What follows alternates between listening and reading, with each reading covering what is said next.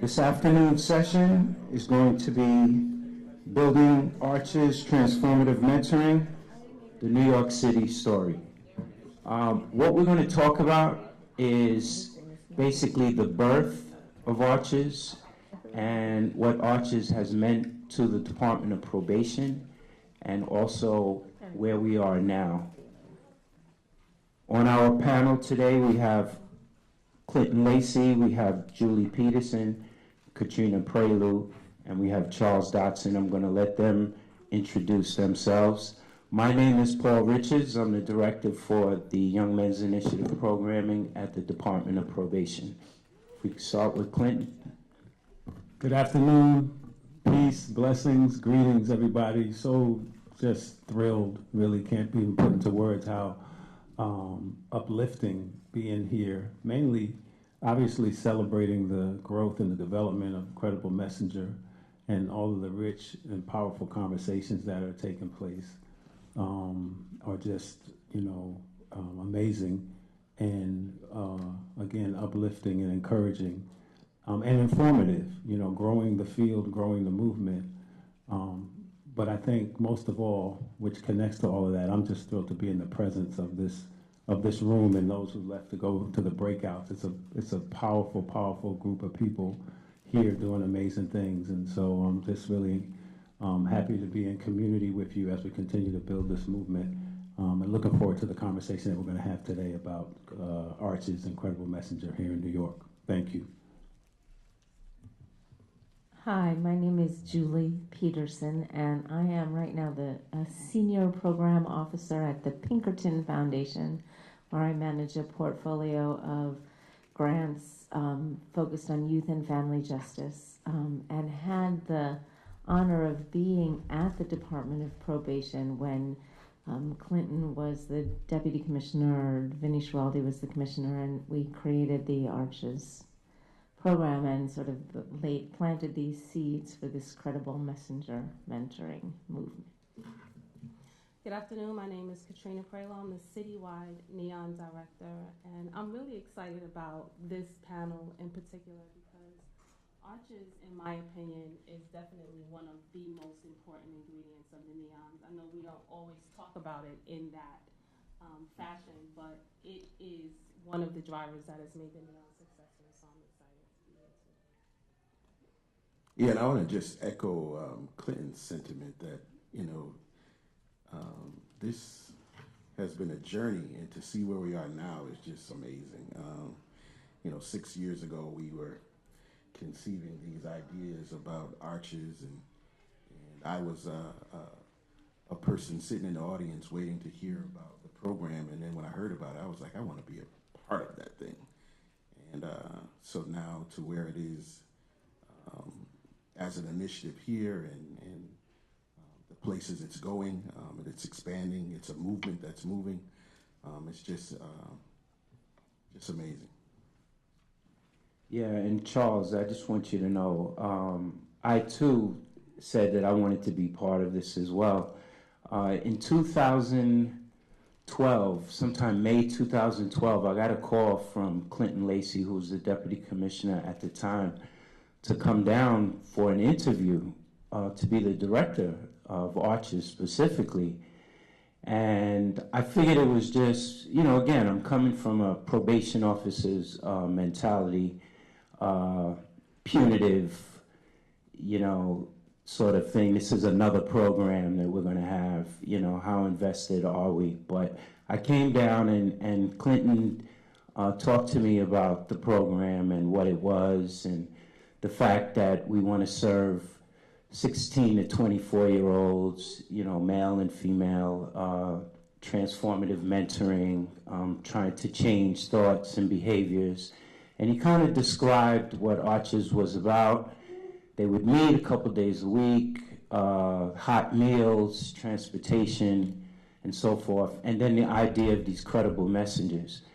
And however, about 30 minutes into the conversation, he kind of went a little further and took a deeper dive, and he started to talk about why the work was so important and what it meant to the community. So after a while, it didn't sound or feel like I was having a conversation with the Deputy Commissioner for the Department of Probation. It sounded like a brother in the community telling me and talking to me about a movement that was about to take place.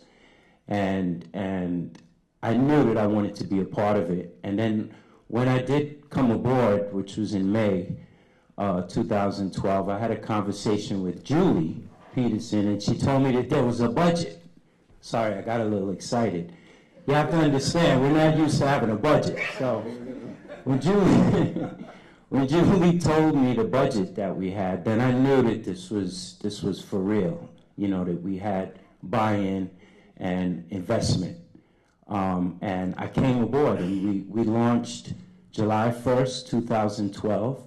And I'm happy to say that today we've served 2,500 probation youth.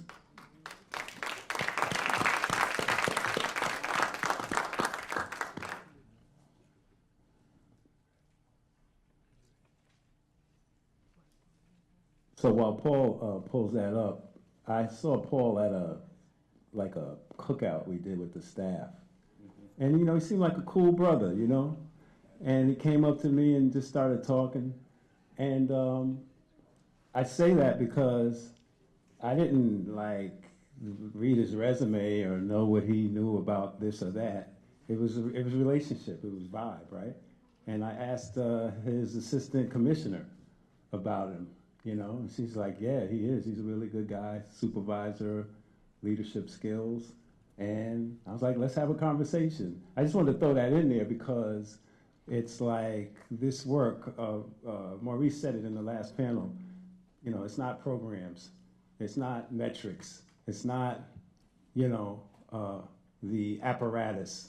That's part of it, that's the clothing of it, but it's relationships, right? And even the way this, and we'll talk about it, how the whole thing unfolded. It was about relationships and people being able to vibe and connect, right, with some shared values.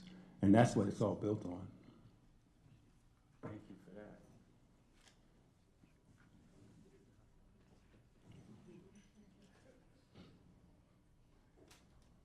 This mentoring program, which is called Arches, is a transformative program. And the transformation is to try to take them from one way of thinking to the mainstream way of thinking. I suffer with bipolar disorder and anxiety. I really wasn't doing nothing, and I felt like I was in and out the hospital, you know, psych wards and getting medication because I had nothing to do. But when I came here, I come here 2 days a week, and it also pushed me to want to work because he was teaching us, you know, you have to work and teaching us things that we need. So now I have a job. Now I'm stable on my medication. And it's a break because my mom is, she's very, very sick. And she's a recovering addict, well, relapse. So I can get away from that and come here. And it's just a positive thing, and it makes me want to go do more positive stuff. So now I want to be a mentor. Arches helped me think about like the direction I was going to go. It wasn't going to be the right direction. When I came to Arches, it was a better understanding of what I could do different. When you're on the street and you're with your friends, all about your reputation. But now it's like, now I go to this program and it's different. I learn how to handle situations, how to avoid bad situations. My name is Diana, and I got involved with the Arches program through my probation officer. I like the program, like, because if I need help with something, like communication skills on an interview or anything like that, like, I could go to Eileen, I could go to Julius, or like jobs. Julius helped me. Like, I feel like the program is a big help because I don't have it elsewhere. So this is where I gain everything from. Have a round of applause for the young people.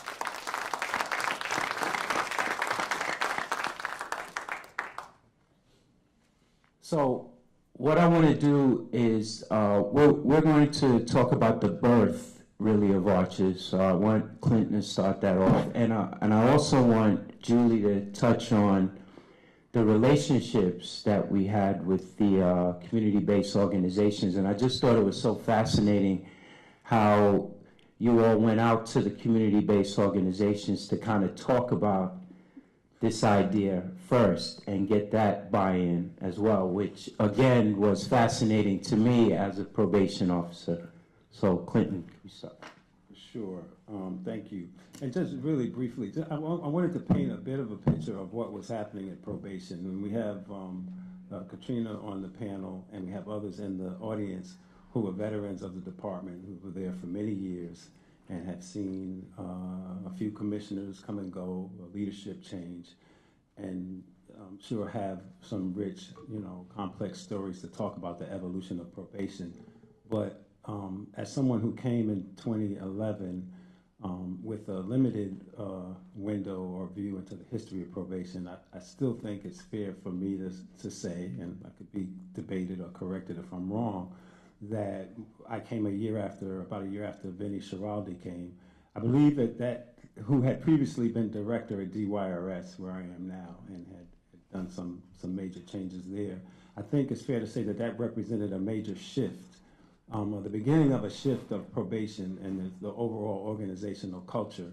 It's not to say that there weren't and aren't, and some of them are right here, right now, who've been there for 20 years or more, good, solid, smart, caring, credible people who were doing good work with youth and families and trying to utilize their positions in probation to impact communities in a positive way. Those folks have always been there, and they're still there. But I think at the time when the Schiraldi administration came in, it opened up an avenue and a pathway for people like that to rise up and gave them the resources and the okay and the authority and the space to really start to shift the culture. There was a debate going on at probation when I got there. Are we social work or are we law enforcement, right? Are we here to monitor people and violate them if they mess up, or are we here to help them transform their lives and prevent them from going further into the criminal justice system? So this was a debate that was taking place in various ways, and a complicated one, because obviously probation has its responsibilities relative to law enforcement.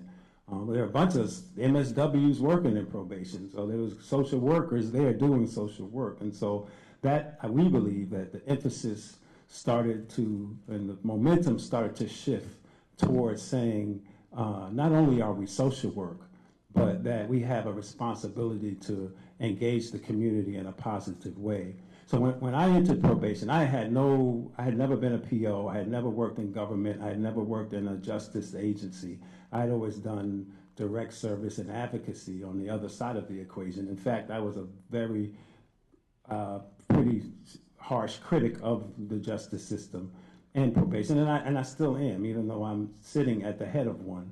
I still have a critical view of it and work every day to try to transform it. But be that as it may, there was conversations going on around that time, before Neons and before Arches. And so Vinnie Schiraldi and Julie was there before I got there, and Susan Tucker and some other people, and they were talking about justice reinvestment. How can the justice system stop spending millions of dollars on prisons and other law enforcement institutions and apparatus and start using those dollars and put them back into the community, right? And so years before, back in the 70s, was it, Divine? When Eddie Ellis and others had done a study, or may have been a little bit later, study on the 7 neighborhoods from which like the 99% of everybody at Rikers Island came from, and then the large majority of everybody in the prisons in New York had come from these 7 neighborhoods. And then work that followed up after the work of Eddie Ellis and others, Eric Cadora did the work called the Justice Atlas, which identified what they called the $1 million blocks, right? So the blocks in the neighborhoods, in those 7 neighborhoods that were the most impoverished, with the highest levels of unemployment, with the poorest healthcare services, with the poorest educational services, right? Also represented the highest amounts of millions of dollars that were spent to incarcerate men of color, by and large, from those blocks. And he called them the $1 million blocks. And so this conversation about how can systems stop spending millions to incarcerate or to otherwise pay for a law enforcement apparatus, how can that money be put back into communities to really build those communities, to address the issues that are causing the problems in the first place? So we didn't have any money, as Paul well knows. I mean, the budget was about a $90 million budget, and maybe 80 million of it was on salaries, right? And the agency, and the only thing that the agency had ever procured other than computers and desks and phones was one contract, Esperanza, working with the young people in the juvenile side. So there just hadn't been money to do things, and there hadn't been any thought about reinvesting. So it's like, how can we reinvest in communities? And the first, that evolved, and that conversations about system change, about community engagement, about procedural justice, about being more fair, being more transparent, doing less harm, all of that was taking place, right, in the conference room. Yeah, and then Bloomberg came to us. He was our mayor, but he also had a philanthropic organization. But before, wait, I'm gonna let Julie go, and I knew this panel was gonna be this way because we didn't plan it, and we all gonna tell the story as it unfolds. So please jump in. But I just want to say something before we get to Bloomberg. We conceived the NEON before the Young Men's Initiative, before we had money. I don't know if that's what you. And so we identified those 7 neighborhoods, and that's when we started doing our community work in those 7 neighborhoods. It was at the time that the NEONs were rolling out that what I call the $130 million lunch took place, right? And so Bloomberg had lunch with Soros, and they each put up 30 million from their own foundations, and then the city put in another 70 million, which was the $130 million Young Men's Initiative, which was the forerunner to My Brother's Keeper, by the way. We were in touch with the White House at the time. But I just wanted to share before I pass it over that it was then that funding became available, and the Young Men's Initiative had 4 buckets: employment, health, education, and justice. And so the justice money, we got a big chunk of the justice money, a big bucket of justice money, and then we were told to create some programs. And so it was then that some of the conversations started to take the form of what was ultimately to become Arches. Transformative mentoring had been an idea that was on the table. I had replaced David Muhammad, who was the deputy commissioner before I was there. He was from Oakland, and there had led the mentoring center, which was engaged in this idea of transformative mentoring. So like what Ruben said, this idea of grassroots natural leaders, many of whom were formerly incarcerated, formerly gang involved, indigenous, with relationships, with credibility, willing to make the sacrifice, that wasn't a new idea. But that general concept helped to inform our thinking about how could we put together a program that would ultimately be Arches. And while it wasn't a new idea, it was the first that we have known of that ever a justice system invested in such an idea, where the justice system would invest its funding into the local communities, into those 7 neighborhoods, and develop a program where we would rely on the people who had previously been seen as the problem or the source of the problem, and that we would partner with them to walk with us down this pathway that would eventually become Arches. And so that was the beginning of it. And there were some growing pains, and I'm going to pass it off, but Julie and I spent a lot of time, and others in the community, going around visiting programs and trying to make a determination on who were going to be the initial recipients of the grants to do this work. And I just want to say that this was a struggle, and it was an internal struggle. It was an internal struggle because we had to create space that didn't exist inside of probation. It was counterintuitive. Like the idea, instead of just having a pre-proposal conference, that we go out and visit local communities, that we invite people into probation to meet with us. We had people come to the meetings and said, I haven't been to probation since I was on probation, right? Who came there to talk about, we had the 5% Nation there. We had people without a 501c3. We had people working out of the basement of their churches. We had big, huge organizations come as well, right? Before we even issued the RFP, just to get community feedback and buy-in to what we were doing. And so Katrina was to be the first leader of the Neons, and then Paul was to come to supervise the Arches program, and Charles was to emerge as the preeminent, one of the best programs, Arches programs out in Staten Island. But from the very beginning, while this was just still a concept, Julie and I and others, worked through this. We fought, we argued, right? We protected each other though when it was under attack, and ultimately were able to help forge this and nurture this idea, which wasn't ours, right? But to nurture an idea that belonged to the community, that would invest in the community, and those were the early stages of Arches. I'll tell you a story about government procurement, which I had the pleasure of becoming well-versed in through this process. But in part of what Clinton and I and probation were doing in creating Arches, we were committed to making sure that the programs who got these contracts to deliver Arches really understood the concept. And I remember Clinton standing up in meetings saying, "This is not a proposal writing contract." Like we insisted to probation that we do site visits. We got 100 applications for 20 we had 20 slots for Arches. We got about 100 applications. And we were going to go out and make a site visit and see each of these organizations. And the probation department told us that that had never been done, and we couldn't do that. We had to make the decisions based on the proposals alone. And we said, that's completely impossible. We refused to do that.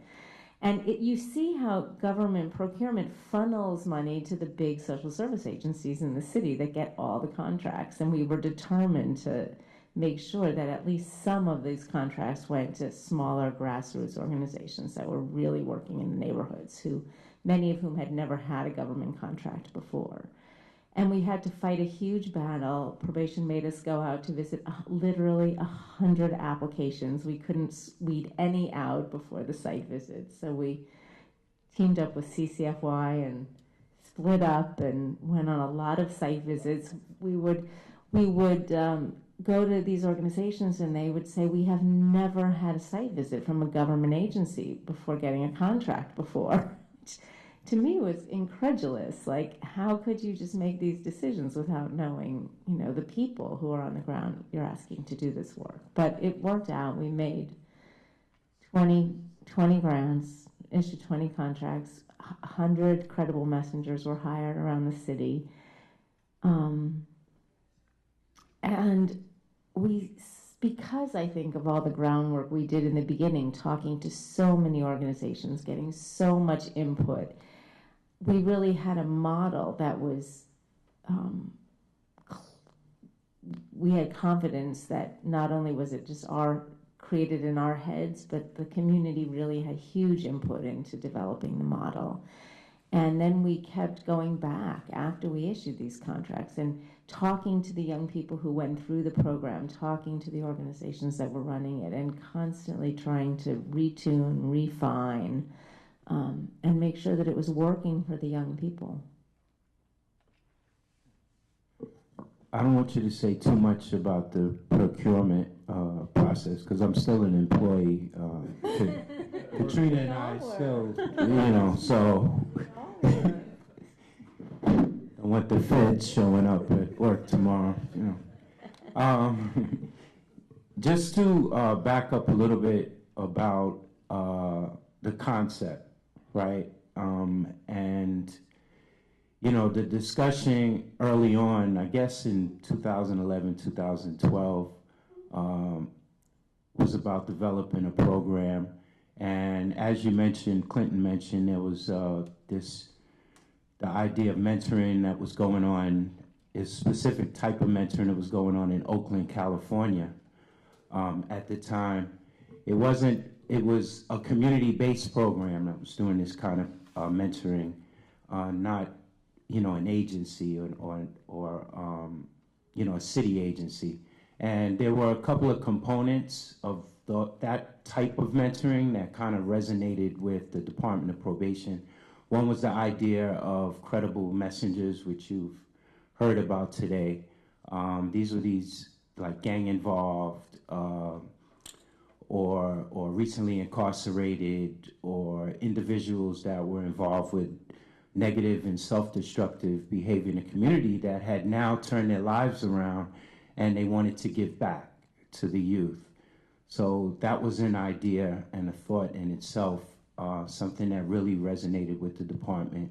And then there was the idea of this type of mentoring was more concentrated on being specific and directed at addressing and recognizing like the thoughts and the thinking that and behaviors that lead towards criminal activity, and therefore being a little bit more transformative. So it was a little different than the mentoring that we know of, where it's kind of adults who donate some time to these youth to act as like a sounding board or some sort of like a big brother or a big sister.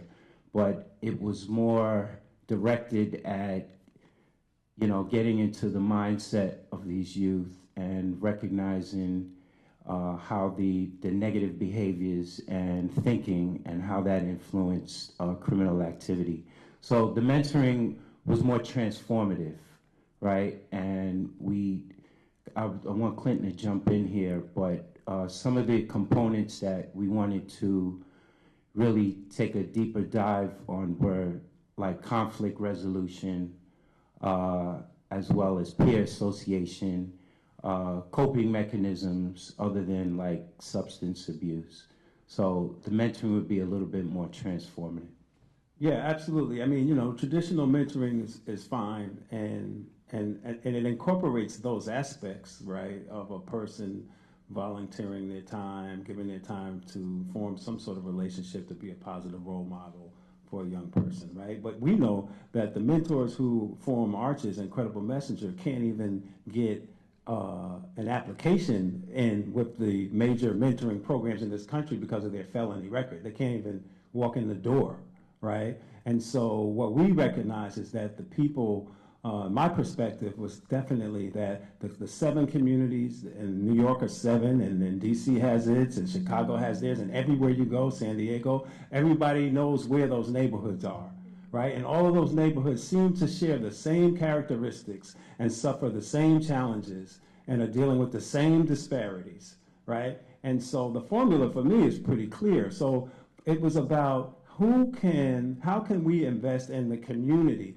So it was about a mentoring program, and it was about mentors being equipped and resourced and supported to be transformative, not marginal, right? But transformative, definitely addressing the very issues that had our young people most vulnerable and most at risk, right? So it was about getting in and walking and working with them to figure out how to navigate those communities, how to survive and navigate, but not just survive and navigate, but to be conscious of their own development, but conscious that the community needs to change. And so who could best do that other than indigenous, local, committed, impassioned, expert, credible messengers? And so by investing in credible messengers, yes, the transformative nature of it was paramount as compared to traditional mentoring. But it was more than just a mentoring program, and I think that's what we're talking about today, and that was the vision. We took baby steps, but I think that vision is continued to grow. Yes, it's a transformative mentoring program for young people, but it's larger than that. It's an investment in the community's own capacity to nurture and care for their young people. It's an investment in the village. Everybody says it takes a village. The village needs healing. The village needs resources. The village needs support.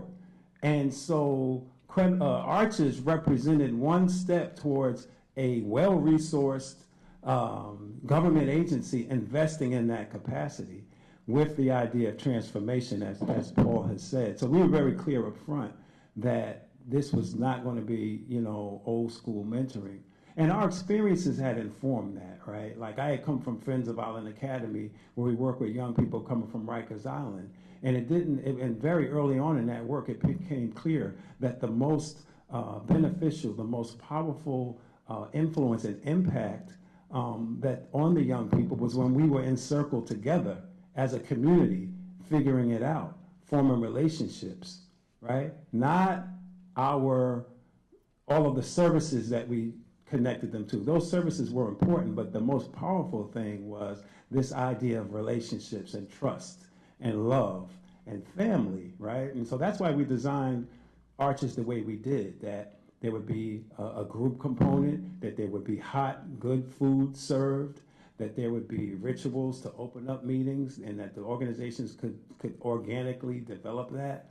And that we would ask the questions that Paul said in these sessions. Who am I? How did I get here? What are my coping skills? What are my conflict resolution skills? How do I navigate? How do I deal under the pressures and the institutionalized racism and the poverty and all the contradictions and the substance abuse that I have to face on a daily basis? So that's a different lens than saying, hey, look, you got in trouble and you better walk straight or else we're going to violate you, right? That's a different message to say, we're going to connect you in your own community to foster healing, growth, development, right, and support. And so I think it's important, Paul, that you point that out, that from the very start, we were conscious that this was going to be something very different than what was normally called when you think of mentoring. Julie, can you talk a little bit about, conversations that you've had with community-based organizations, or maybe their reaction or feedback when you talk to them about the concept, what we were planning to do? Yeah.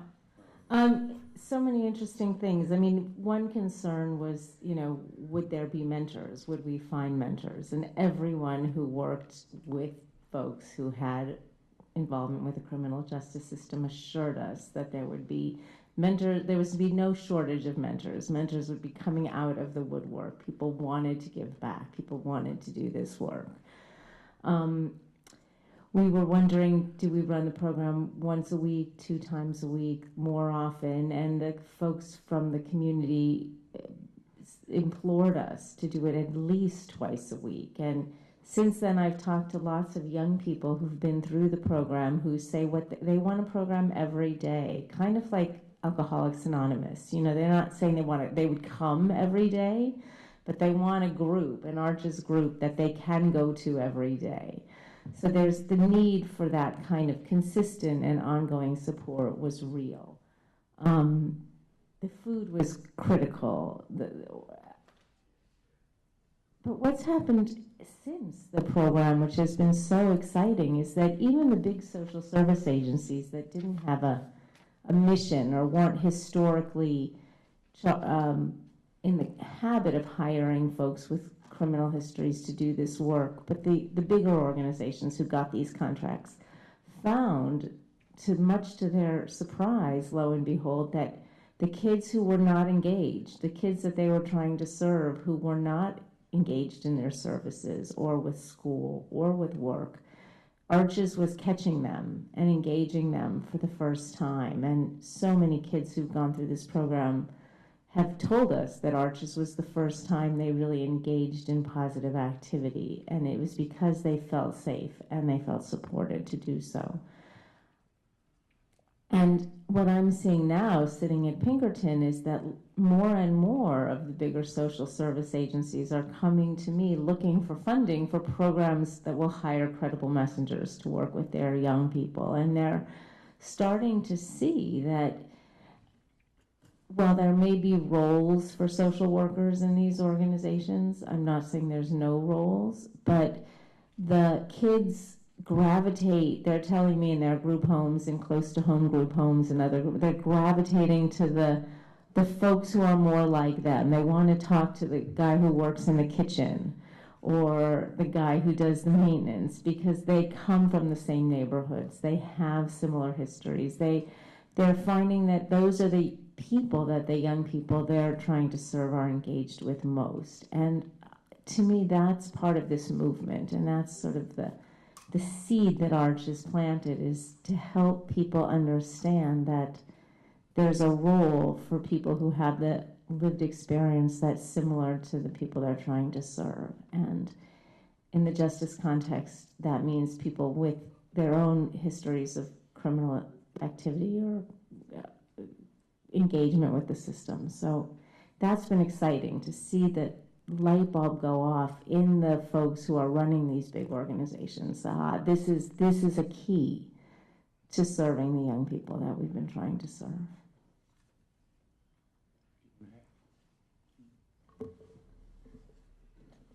The Arches locations are all coupled with in the neon actual areas as well. So I think that it's a great match, and the philosophies are the same.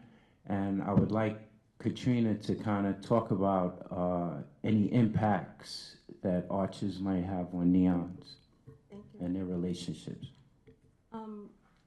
So when Clinton started his conversation, he talked about the study that was done in Greenhaven about these 7 neighborhoods. And we know that they have been the drivers of the justice system or the prison systems in these communities. And what that means is that the men in these communities were no longer there. These families, the fathers were no longer in the homes.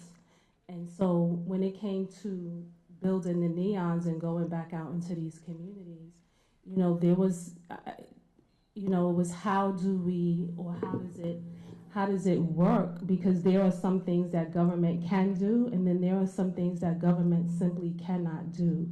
And so it was interesting to see it come back full circle to these same men that had been removed from these households and had been removed from these families, because that is their job, to be the guides for these young men in these communities, and to be and to be there to teach the lessons. And as Clinton and Julie talked about, in these groups, the information that is shared, the young people that we were serving were literally walking around their communities without that guidance, that critical piece that exists in other communities, that exists in other households. And that's really, really important.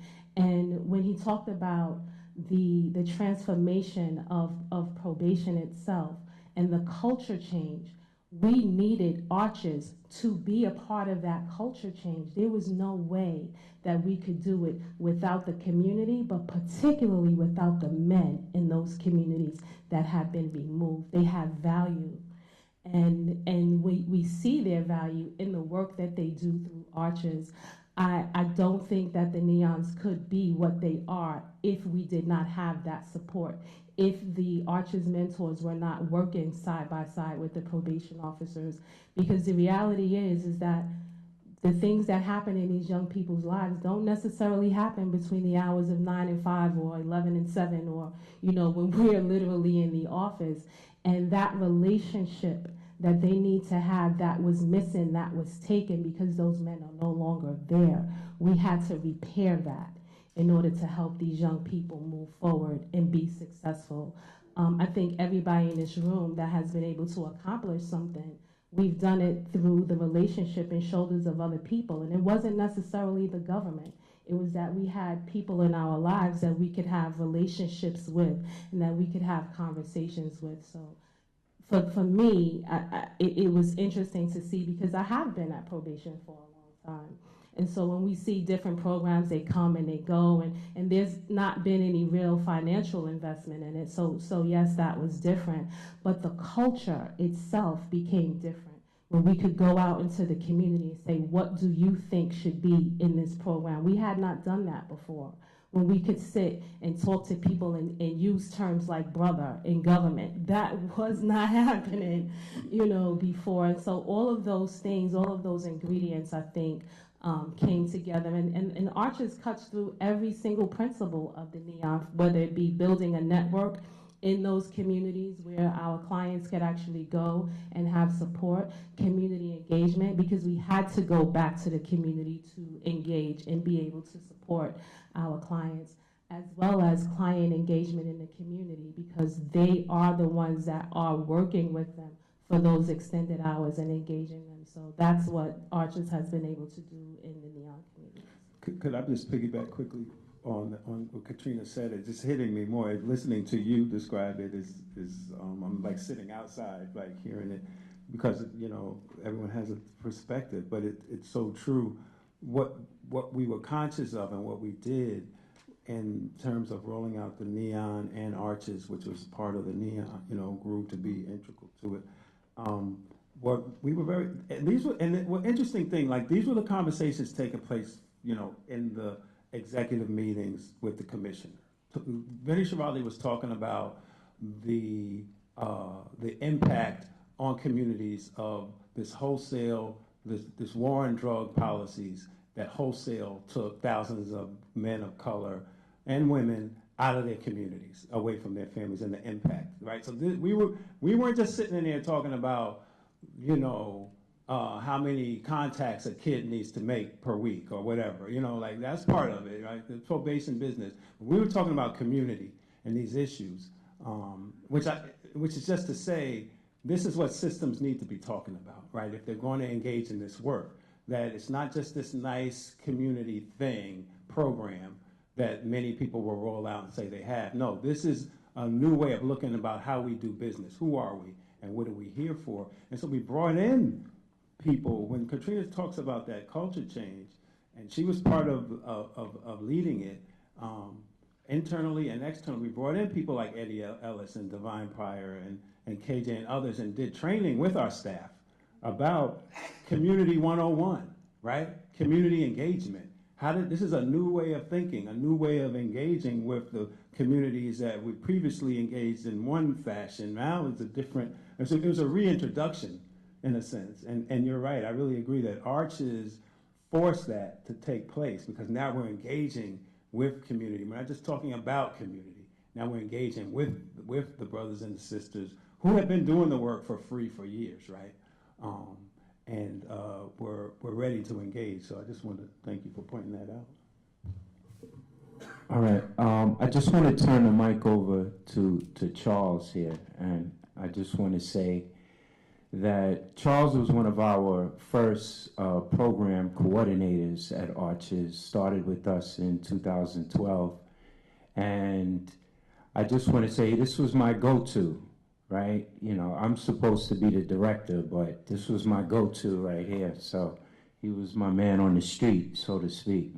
So I just wanted to give him a shout out and let my good folks in DC know that you're definitely in good hands.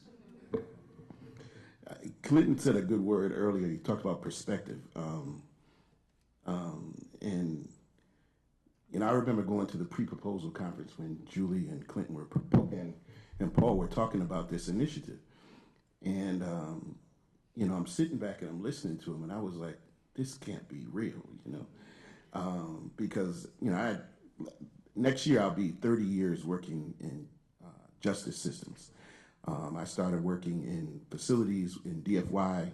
I worked as a federal PO. I worked as a therapist.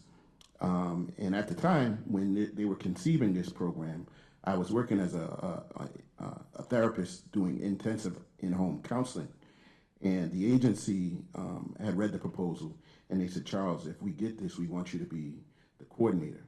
And so when I sat and listened to them talk about it, I was like, this is what I've been looking for, because when I worked with the kids when they were in DFY, I would always say, I wonder what this kid was like at home, like what was there.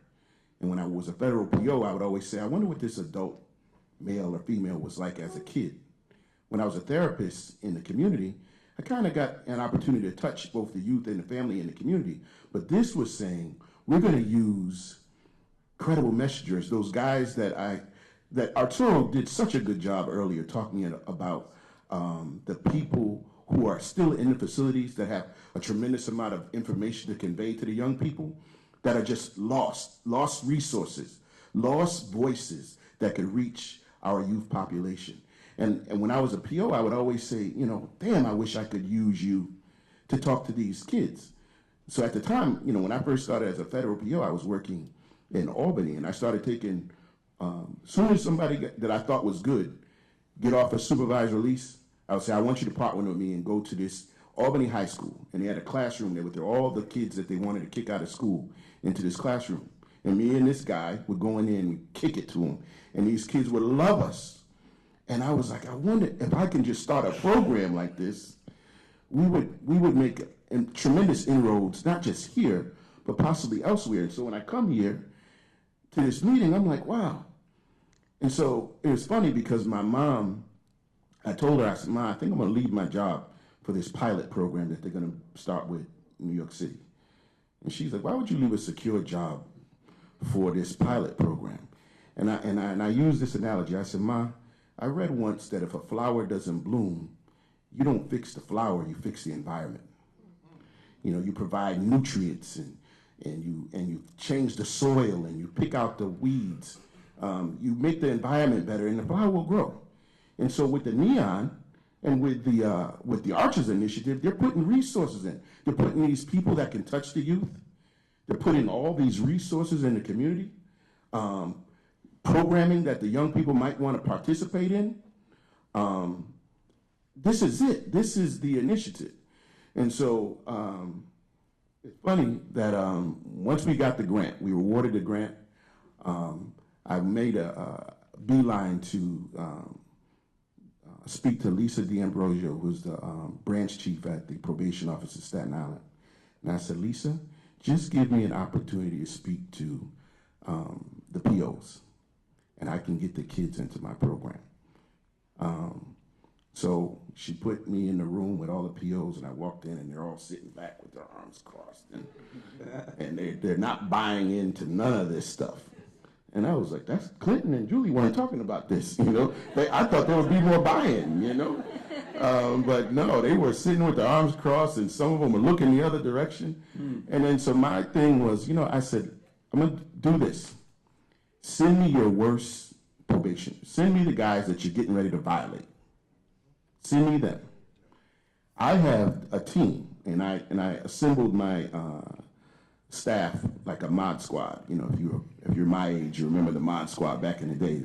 It had a little bit of different people on the team. I had a guy who had done over 15 years incarcerated in upstate.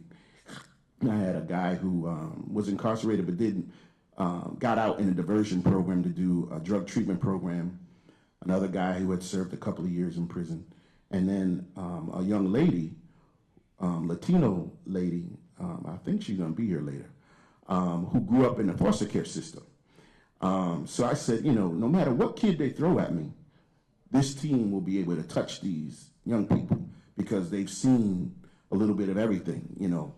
But I told them initially, and Wally, it was funny that Wally said, you know, Charles comes down with a hammer and he has a plan in DC. But I looked at it like, no matter what we do, we gotta reach these kids. Whatever they need, we gotta get them. No matter what time of night they call, we gotta serve them. If you're not committed to it, then you can't be a part of my team. I need full investment. And they were ride or die with me. We went to the depths with a lot of young people. And then I'm gonna end on this note, Paul. My first night was a trial by fire. First group setting that we had. I got a good turnout. I got about, I had 20 kids enrolled. I got about 16 of them in the room. Had put out a nice spread for them to eat. There was a couple, maybe about, I always describe that group as the wolves and the sheep, because there was about 6 wolves in that group. There's 6 dudes that was just hardcore street gang guys. The other ones had committed a crime, but they weren't immersed into the system. But the 6 wolves,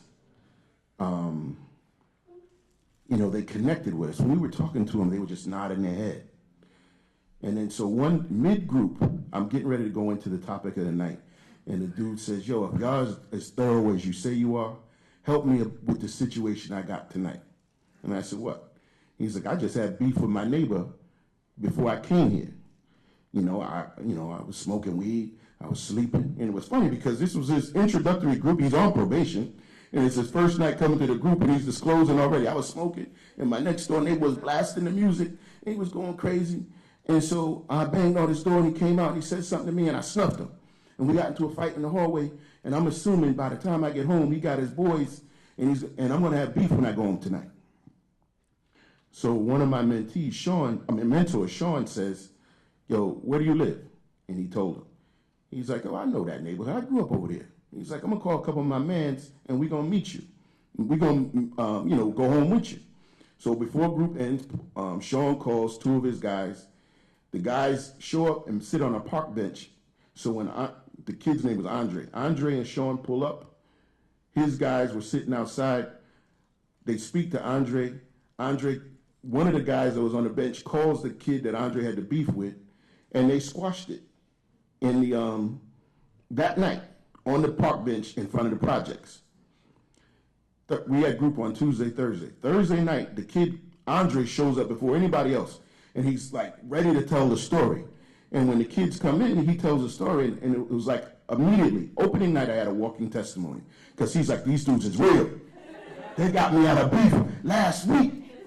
And then we flourished from there. And so from there, I told Paul, I said, Paul, I'm all in, man. I'm all in. I'm a pound the pavement. And so to see, my heart is full today because as we're looking at the slides and I'm hearing the conversation, it's just where we were 5 years ago and where we are today is like a tremendous space. And then to see people from San Diego, and we've had, in DC, we've had people from LA and Chicago and what was the country? Singapore. Coming over to learn about Credible Messenger. I always say it's not a movement if it doesn't move. Well, it's moving.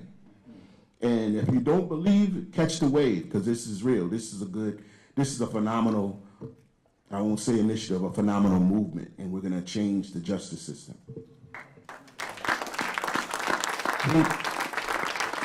We have about 5 minutes, so we have two mentors here that I just wanted to come up and introduce yourselves and just say a couple words about the importance of mentoring in general, and then closing remarks from the panel.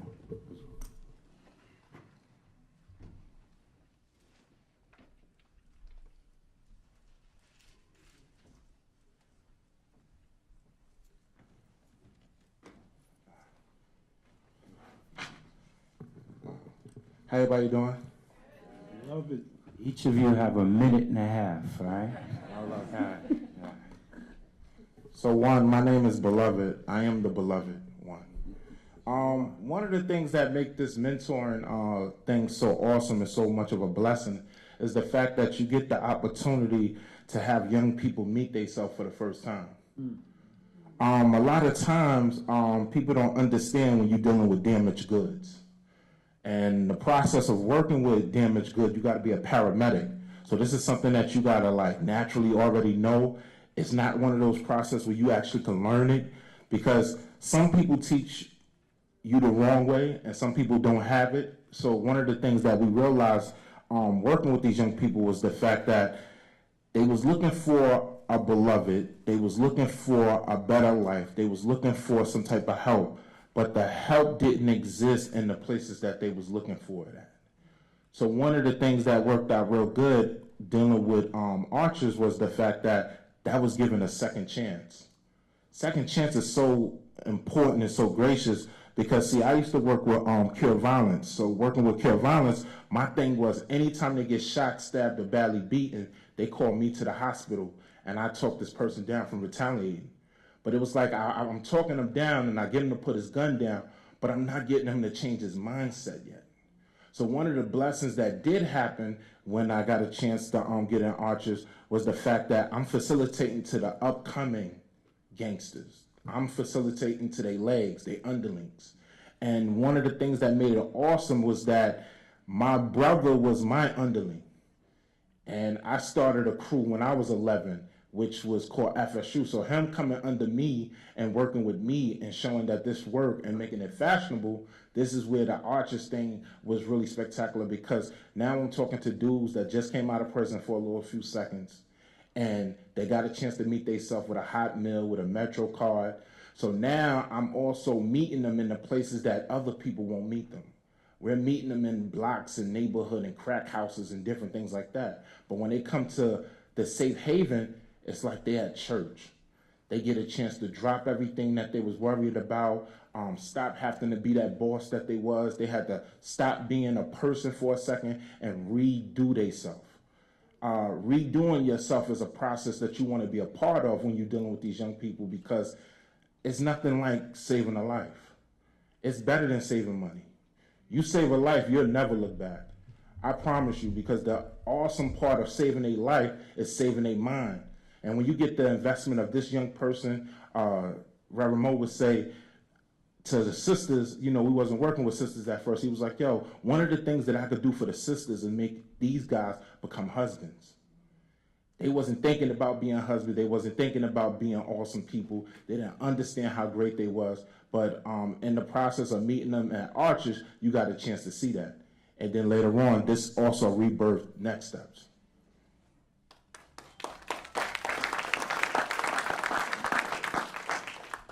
Hey, how everybody doing? My name is Doran. I go by Reality. I'm a project coordinator for Next Steps. And Beloved is my actual blood brother. And if it wasn't for him, I wouldn't be standing here.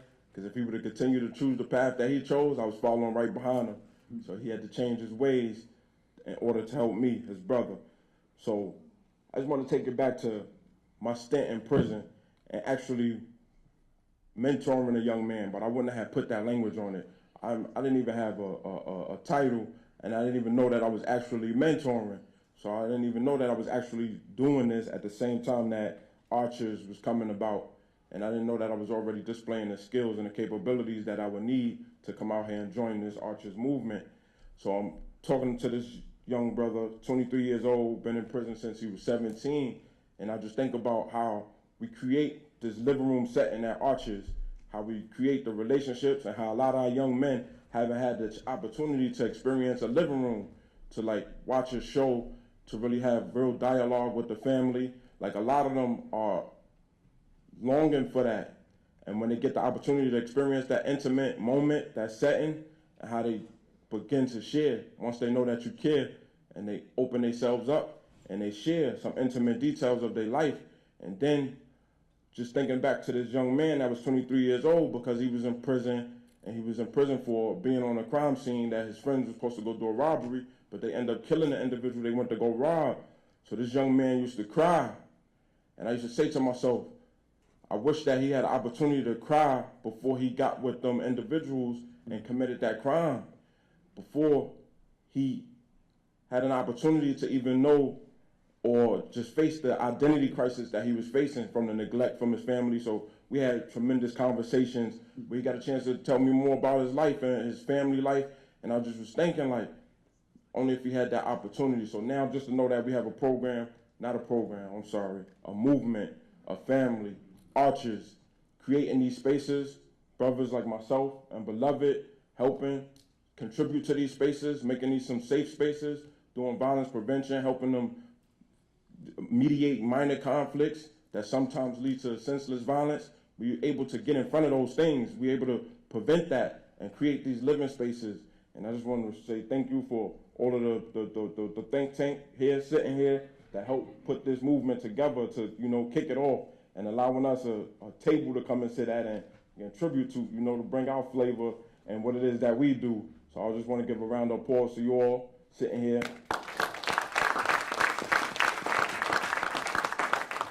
And also for the audience, for the ones that's going to take this and move with it and not just allow this to be a talk that we had today here at this Credible Message of Justice Center. So thank you all. Thank you.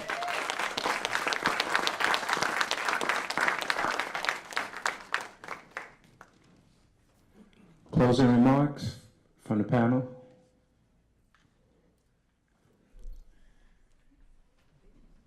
One thing I've been thinking is that with Arches, I would say you get a threefer. It's good for the young people that you're engaging with. It's good for the mentors. It keeps them focused and deepens their own transformative journeys. And it's good for the agencies, whether it's a nonprofit or it's a government agency. It really does work to turn the culture of these agencies around and help folks see the people that they're charged to serve as fully multifaceted beings that are deserving of love and respect. So it works sort of all the way around. I think you can't lose if you invest in the community. If your credible messengers are from those neighborhoods, live in those neighborhoods, they're invested in improving it because they live there, you know. You know, in DC, Clinton's mantra is the answer is in the community. That we have the opportunity to make meaningful change in entire communities by investing in them, investing in the workers by giving them a livable wage, investing in the neighborhoods by giving grants to community-based programs, not larger systems, you know, larger community-based or social service or agencies, but grassroots agencies that are rooted in the community. And then seeing the change amongst the youth. I mean, you know, like all the panels have been amazing, but the young people that spoke earlier, Makiba and Jay Sean, and just telling how they were once a problem, and as young people, they're now changing their lives, and young people are wanting to be like them. I mean, you can't lose by investing money and time and your heart into the community.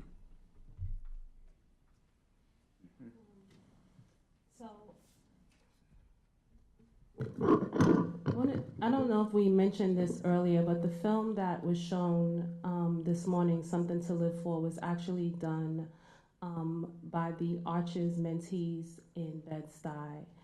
And looking at that film, you know, it made me think about all of the talent that exists, but the teamwork that it took for them to come together to create the storyline and to create the film itself. Was born out of the experiences and the conversations that they've been able to share.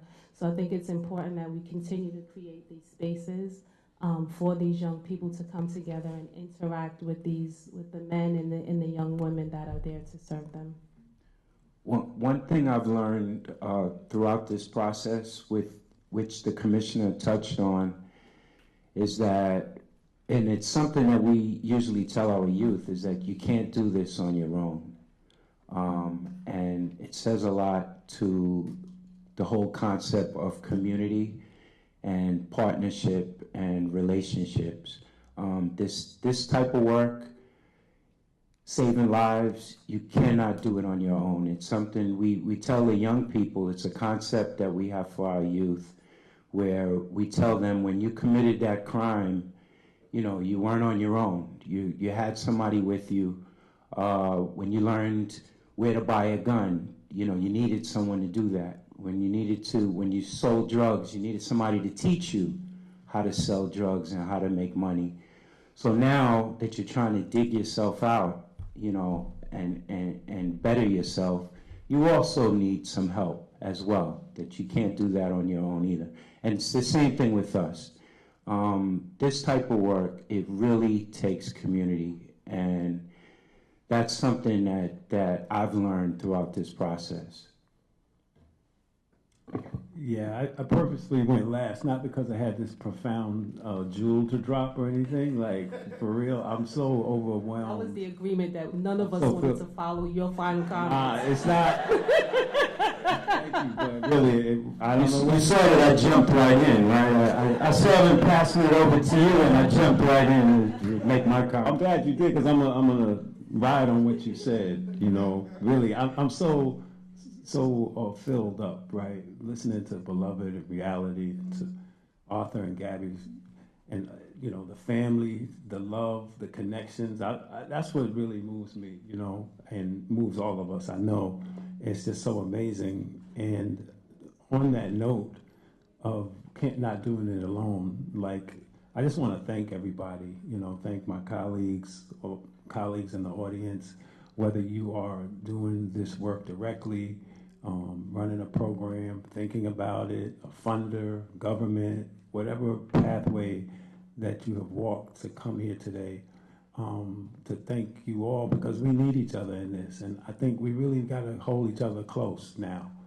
particularly in this era, in this climate, in this political climate, with from the White House and the Attorney General trying to roll back some of the progress that's been made through blood, sweat, and tears over the years, right? And so now more than ever is it critical that this movement, you know, continues to grow and takes its rightful place, because we're at the far end of the spectrum from what's being pushed now, right? So I just think we really need to cling to one another, protect one another, be there for one another. And I want to. We had a summit in D.C. I guess about a year ago, and you know we're planning to do another one. And obviously we want to continue to bring more people here to participate. Chicago is growing its movement. San Diego is growing its. I was in Sacramento. They're growing all over the country. People are beginning to reinvest and think about what was always there and who's always been there, our credible messengers, our community. And so this movement is growing, and I am so proud to be amongst all of you and walking this walk together. And thank you all. God bless. I would like to thank the panelists and thank you all for your time. Thank you.